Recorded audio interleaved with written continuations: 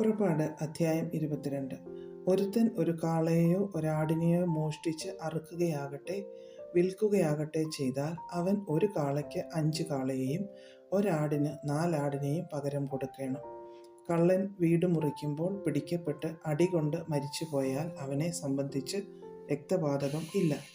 എന്നാൽ അത് നേരം വെളുത്ത ശേഷമാകുന്നു എങ്കിൽ രക്തപാതകം ഉണ്ട്. കള്ളൻ ശരിയായിട്ട് പ്രതിശാന്തി ചെയ്യണം. അവൻ വകയില്ലാത്തവനെങ്കിൽ തൻ്റെ മോഷണം നിമിത്തം അവനെ വിൽക്കണം. മോഷണ വസ്തുവായ കാളയെയോ കഴുതയെയോ ആടിനെയോ ജീവനോടെ അവൻ്റെ കൈവശം കണ്ടുപിടിച്ചാൽ അവൻ ഇരട്ടി പകരം കൊടുക്കണം. ഒരുത്തൻ ഒരു വയലോ മുന്തിരിത്തോട്ടമോ തീറ്റിക്കുകയാകട്ടെ തൻ്റെ കന്നുകാലിയെ അഴിച്ചുവിട്ട് അത് മറ്റൊരുത്തൻ്റെ വയലിൽ മേയുകയാകട്ടെ ചെയ്താൽ അവൻ തൻ്റെ വയലിലുള്ളതിൽ ഉത്തമമായതും തൻ്റെ മുന്തിരിത്തോട്ടത്തിലുള്ളതിൽ ഉത്തമമായതും പകരം കൊടുക്കണം.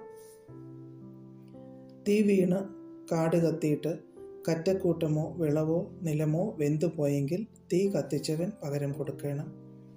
ഒരുത്തൻ കൂട്ടുകാരൻ്റെ പറ്റിൽ പണമോ വല്ല സാധനമോ സൂക്ഷിപ്പാൻ ഏൽപ്പിച്ചിരിക്കെ അതവൻ്റെ വീട്ടിൽ നിന്ന് കളവ് പോയാൽ കള്ളനെ പിടികിട്ടി എന്ന് വരികിൽ അവൻ ഇരട്ടി പകരം കൊടുക്കണം. കള്ളനെ പിടികിട്ടാതിരുന്നാൽ ആ വീട്ടുകാരൻ കൂട്ടുകാരൻ്റെ വസ്തുവിന്മേൽ കൈവച്ചിട്ടുണ്ടോ എന്ന് അറിവാൻ അവനെ ദൈവസന്നിധിയിൽ കൊണ്ടുപോകണം. കാണാതെ പോയ കാള, കഴുത, ആട്, വസ്ത്രം മുതലായ യാതൊന്നിനെയും സംബന്ധിച്ച് ഇത് എനിക്കുള്ളതെന്ന് ഒരുവൻ പറഞ്ഞ് കുറ്റം ചുമത്തിയാൽ ഇരുപാട്ടുകാരുടെയും കാര്യം ദൈവസന്നിധിയിൽ വരേണം. കുറ്റക്കാരനെന്ന് ദൈവം വിധിക്കുന്നവൻ കൂട്ടുകാരന് ഇരട്ടി പകരം കൊടുക്കണം. ഒരുത്തൻ കൂട്ടുകാരൻ്റെ പക്കൽ കഴുത, കാള, ആട് എന്നിങ്ങനെ ഒരു മൃഗത്തെ സൂക്ഷിപ്പാൻ ഏൽപ്പിച്ചിരിക്കെ അത് ചത്തുപോകുകയോ അതിന് വല്ല കേടുതട്ടുകയോ ആരും കാണാതെ കളവ് പോകുകയോ ചെയ്താൽ കൂട്ടുകാരൻ്റെ വസ്തുവിന്മേൽ അവൻ കൈവച്ചിട്ടില്ല എന്ന് യഹോവയെ കൊണ്ടുള്ള സത്യം ഇരുപാട്ടുകാർക്കും തീർച്ചയായിരിക്കണം. ഉടമസ്ഥൻ അത് സമ്മതിക്കണം, മറ്റവൻ പകരം കൊടുക്കേണ്ട. എന്നാൽ അതവൻ്റെ പക്കൽ നിന്ന് കളവ് പോയി എന്ന് വരികിൽ അവൻ അതിൻ്റെ ഉടമസ്ഥന് പകരം കൊടുക്കണം. അത് കടിച്ചു കീറിപ്പോയെങ്കിൽ അവൻ അതിന് സാക്ഷ്യം കൊണ്ടുവരണം. കടിച്ചു കീറിപ്പോയതിന് അവൻ പകരം കൊടുക്കേണ്ട. ഒരുത്തൻ കൂട്ടുകാരനോട് വായ്പ വാങ്ങിയിട്ട് ഉടമസ്ഥൻ അരികെ ഇല്ലാതിരിക്കെ വല്ല കേടുഭവിക്കുകയോ ചത്തുപോകുകയോ ചെയ്താൽ അവൻ പകരം കൊടുക്കണം. ഉടമസ്ഥൻ അരികെ ഉണ്ടായിരുന്നാൽ അവൻ പകരം കൊടുക്കേണ്ട. അത് കൂലിക്ക് വാങ്ങിയതെങ്കിൽ അതിന് കൂലിയുണ്ടല്ലോ. വിവാഹത്തിന് നിയമിക്കപ്പെടാത്ത ഒരു കന്യകയെ ഒരുത്തൻ വശീകരിച്ച് അവളോടുകൂടെ ശയിച്ചാൽ അവൻ സ്ത്രീധനം കൊടുത്ത് അവളെ വിവാഹം കഴിക്കണം. അവളെ അവന് കൊടുപ്പാൻ അവളുടെ അപ്പന് അശേഷം മനസ്സില്ലെങ്കിൽ അവൻ കന്യകമാരുടെ സ്ത്രീധനത്തിനൊത്തവണ്ണം പണം കൊടുക്കണം. ക്ഷുദ്രകാര്യത്തെ നീ ജീവനോടെ വെക്കരുത്. മൃഗത്തോടുകൂടെ ശയിക്കുന്ന ഏവനും മരണശിക്ഷ അനുഭവിക്കണം. യഹോവയ്ക്ക് മാത്രമല്ലാതെ വേറെ ദൈവങ്ങൾക്ക് യാഗം കഴിക്കുന്നവനെ നിർമൂലമാക്കണം. പരദേശിയെ പീഡിപ്പിക്കരുത്, ഉപദ്രവിക്കുകയും അരുത്. നിങ്ങൾ മിസ്രയീം ദേശത്ത് പരദേശികൾ ആയിരുന്നുവല്ലോ. വിധവയെയും അനാഥനെയും നിങ്ങൾ ക്ലേശിപ്പിക്കരുത്. അവരെ വല്ല പ്രാകാരത്തിലും ക്ലേശിപ്പിക്കുകയും അവർ എന്നോട് നിലവിളിക്കുകയും ചെയ്താൽ ഞാൻ അവരുടെ നിലവിളി കേൾക്കും. എൻ്റെ കോപവും ജ്വലിക്കും. ഞാൻ വാൾ കൊണ്ട് നിങ്ങളെ കൊല്ലും. നിങ്ങളുടെ സ്ത്രീകൾ വിധവമാരും നിങ്ങളുടെ പൈതങ്ങൾ അനാഥരുമായി തീരും. എൻ്റെ ജനത്തിൽ നിന്റെ അടുക്കലുള്ള ഒരു ദരിദ്രന് പണം വായ്പ കൊടുത്താൽ പൊലികടക്കാരനെ പോലെ ഇരിക്കരുത്. അവനോട് പലിശ വാങ്ങുകയുമരുത്. നീ കൂട്ടുകാരൻ്റെ വസ്ത്രം പണയം വാങ്ങിയാൽ സൂര്യൻ അസ്തമിക്കും മുമ്പേ മടക്കി കൊടുക്കണം. അതുമാത്രമല്ലോ അവൻ്റെ പുതപ്പ്, അതുമാത്രമല്ലോ അവൻ്റെ ശരീരം മൂടുന്ന വസ്ത്രം. അവൻ പിന്നെ എന്തോന്ന് പുതച്ച് കിടക്കും? അവൻ എന്നോട് നിലവിളിക്കുമ്പോൾ ഞാൻ കേൾക്കും. ഞാൻ കൃപയുള്ളവനല്ലോ. നീ ദൈവത്തെ ദുഷിക്കരുത്. നിന്റെ ജനത്തിൻ്റെ അധിപതിയെ ശപിക്കുകയുമരുത്. നിന്റെ വിളവും ദ്രാവകവർഗവും അർപ്പിപ്പാൻ താമസിക്കരുത്. നിന്റെ പുത്രന്മാരിൽ ആദ്യജാതനെ എനിക്ക് തരയണം. നിന്റെ കാളകളിലും ആടുകളിലും അങ്ങനെ തന്നെ. അത് 7 ദിവസം തള്ളയോട് കൂടെ ഇരിക്കട്ടെ. 8-ാം ദിവസം അതിനെ എനിക്ക് തരയണം. നിങ്ങൾ എനിക്ക് വിശുദ്ധന്മാരായിരിക്കണം. കാട്ടുമൃഗം കടിച്ചു കീറിയ മാംസം തിന്നരുത്. നിങ്ങളതിനെ നായ്ക്കൾക്ക് ഇട്ടുകളയണം. അധ്യായം 23. വ്യാജവർത്തമാനം പരത്തരുത്. കള്ളസാക്ഷിയായിരിക്കാൻ ദുഷ്ടനോടുകൂടെ ചേരരുത്. ബഹുജനത്തെ അനുസരിച്ച് ദോഷം ചെയ്യരുത്. ന്യായം മറിച്ചു കളവാൻ ബഹുജനപക്ഷം ചേർന്ന് വ്യവഹാരത്തിൽ സാക്ഷ്യം പറയരുത്. ദരിദ്രന്റെ വ്യവഹാരത്തിൽ അവനോട് പക്ഷം കാണിക്കരുത്. നിന്റെ ശത്രുവിൻ്റെ കാളയോ കഴുതയോ വഴി തെറ്റിയതായി കണ്ടാൽ അതിനെ അവൻ്റെ അടുക്കൽ തിരികെ കൊണ്ടുപോകണം. നിന്നെ ദ്വേഷിക്കുന്നവൻ്റെ കഴുത ചുമടിൻ കീഴെ കിടക്കുന്നത് കണ്ടാൽ അവനെ വിചാരിച്ച് അതിനെ അഴിച്ചുവിടുവാൻ മടിച്ചാലും അഴിച്ചുവിടുവാൻ അവന് സഹായം ചെയ്യണം. നിങ്ങളുടെ ഇടയിലുള്ള ദരിദ്രന്റെ വ്യവഹാരത്തിൽ അവൻ്റെ ന്യായം മറിച്ച് കളയരുത്. കള്ളക്കാര്യം വിട്ട് അകന്നിരിക്കാം. കുറ്റമില്ലാത്തവനെയും നീതിമാനെയും കൊല്ലരുത്. ഞാൻ ദുഷ്ടനെ നീതീകരിക്കുകയില്ലല്ലോ. സമ്മാനം കാഴ്ചയുള്ളവരെ കുരുടാക്കുകയും നീതിമാന്മാരുടെ വാക്കുകളെ മറിച്ചു കളയുകയും ചെയ്യുന്നത് കൊണ്ട് നീ സമ്മാനം വാങ്ങരുത്. പരദേശിയെ ഉപദ്രവിക്കരുത്. നിങ്ങൾ മിസ്രയീം ദേശത്ത് പരദേശികളായിരുന്നത് കൊണ്ട് പരദേശിയുടെ അനുഭവം അറിയുന്നുവല്ലോ. 6 സംവത്സരം നിന്റെ നിലം വിതച്ച് വിളവെടുത്തുകൊള്ളുക. 7-ാം സംവത്സരത്തിലോ അത് ഉഴവ് ചെയ്യാതെ വെറുതെ ഇട്ടേക്ക. നിന്റെ ജനത്തിലെ ദരിദ്രന്മാർ അഹോവൃത്തി കഴിക്കട്ടെ. അവർ ശേഷിപ്പിക്കുന്നത് കാട്ടുമൃഗങ്ങൾ തിന്നട്ടെ. നിന്റെ മുന്തിരിത്തോട്ടവും ഒലിവ് വൃക്ഷവും സംബന്ധിച്ചും അങ്ങനെ തന്നെ ചെയ്യുക. 6 ദിവസം വേല ചെയ്യുക. 7-ാം ദിവസം നിന്റെ കാളയും കഴുതയും വിശ്രമിപ്പാനും നിന്റെ ദാസിയുടെ പുത്രനും പരദേശിയും ആശ്വസിപ്പാനും വേണ്ടി നീ സ്വസ്ഥമായിരിക്കണം. ഞാൻ നിങ്ങളോട് കൽപ്പിച്ച എല്ലാറ്റിലും സൂക്ഷ്മതയോടിരിപ്പിൻ. അന്യദൈവങ്ങളുടെ നാമം കീർത്തിക്കരുത്. അത് നിന്റെ വായിൽ നിന്ന് കേൾക്കുകയുമരുത്.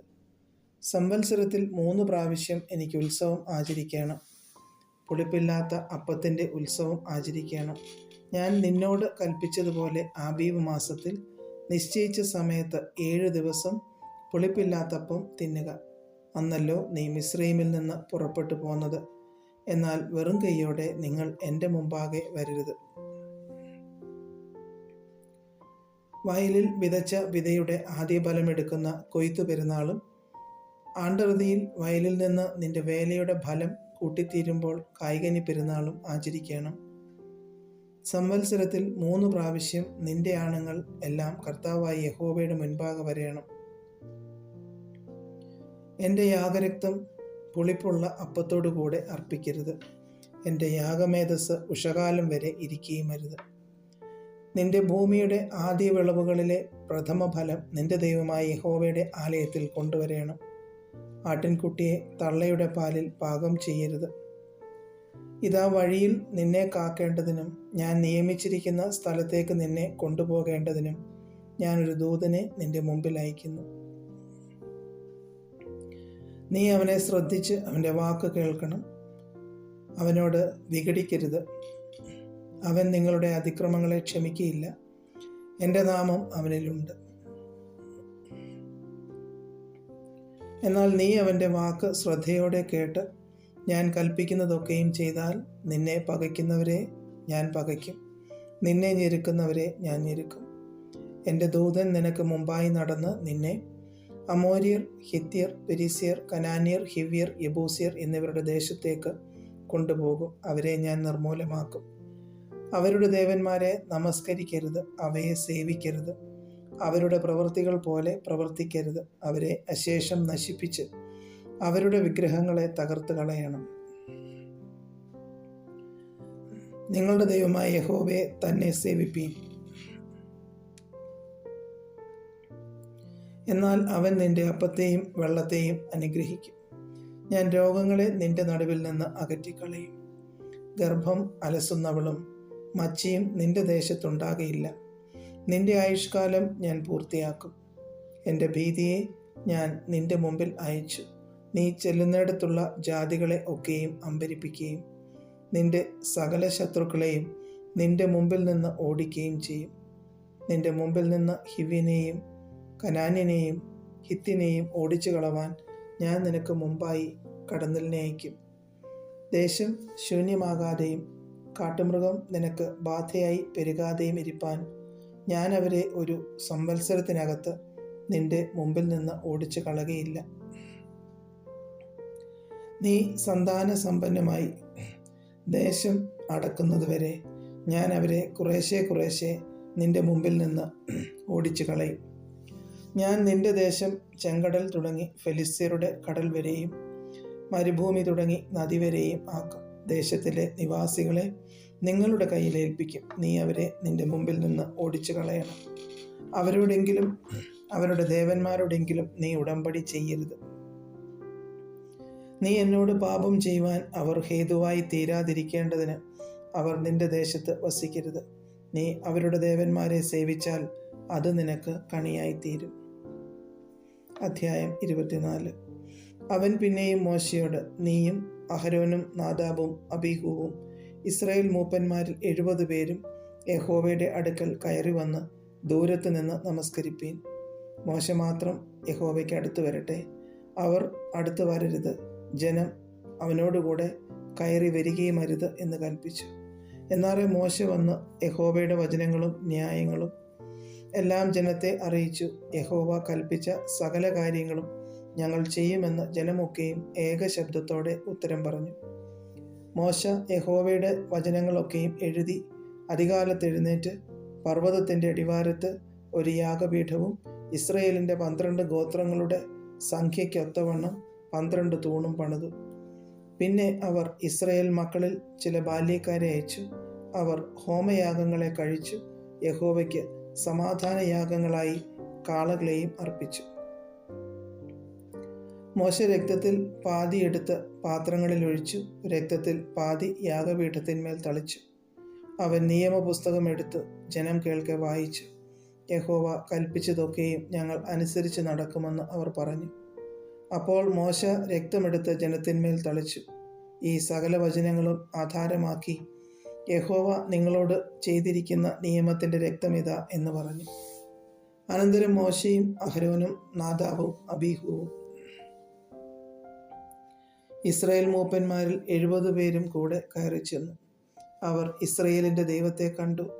അവൻ്റെ പാദങ്ങൾക്ക് കീഴെ നീലക്കല്ല് പടുത്ത തളം പോലെയും ആകാശത്തിൻ്റെ സ്വച്ഛത പോലെയും ആയിരുന്നു.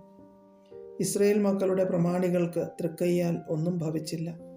അവർ ദൈവത്തെ കണ്ടു, ഭക്ഷണപാനീയങ്ങൾ കഴിച്ചു.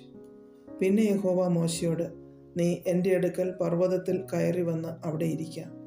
ഞാൻ നിനക്ക് കൽപ്പലകകളും നീ അവരെ ഉപദേശിക്കേണ്ടതിന് ഞാൻ എഴുതിയ ന്യായപ്രമാണവും കൽപ്പനകളും തരുമെന്ന് അരുളിച്ചെയ്തു. അങ്ങനെ മോശയും അവൻ്റെ ശുശ്രൂഷക്കാരനായ യോശുവയും എഴുന്നേറ്റു. മോശ ദൈവത്തിൻ്റെ പർവ്വതത്തിൽ കയറി.